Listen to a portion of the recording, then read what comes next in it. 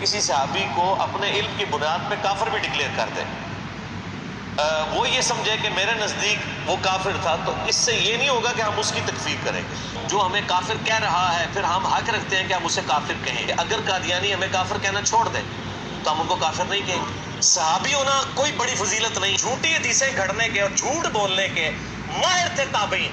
صحابہ کو تو 1 ثواب ملتا تھا، وہ زبانی پڑھتے تھے، موبائل پہ پڑھنے والے کو 2 ثواب مل رہے۔ اور قرآن پاک میں اللہ تعالیٰ نے اس طرح نام لے کر ہر صحابی کے فضائل تو بیان نہیں فرمائے، لیکن ایک ہی آیت میں سب کے فضائل کو اللہ تعالیٰ نے جمع فرمایا کہ والسابقون الاولون، وہ لوگ جو سب سے پہلے ایمان لانے والے، من المہاجرین والانصار، چاہے وہ مہاجرین ہیں یا انصار ہیں، جو مکہ سے مدینہ ہجرت کر کے آئے ہیں یا مدینہ میں رہ کر ان مہاجرین کی مدد کرنے والے تھے، سب کے سب۔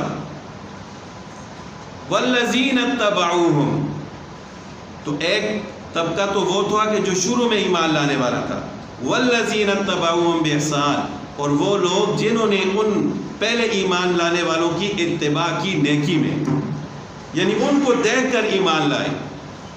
رضی اللہ عنہم ورضوا عنہ، اللہ تعالیٰ ان سے راضی ہوئے اور وہ اللہ تعالیٰ سے راضی ہوئے۔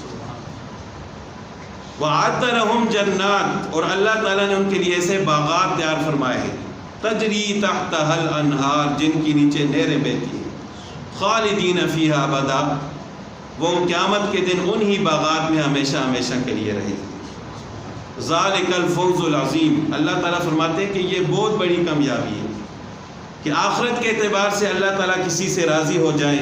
دنیا تو گزر ہی جاتی ہے، اور آخرت میں اللہ تعالیٰ کسی سے وعدہ فرما دیں کہ تمہیں آخرت میں یہ مقام ملے گا، تو اس سے بڑی کامیابی اور کیا ہو سکتی ہے۔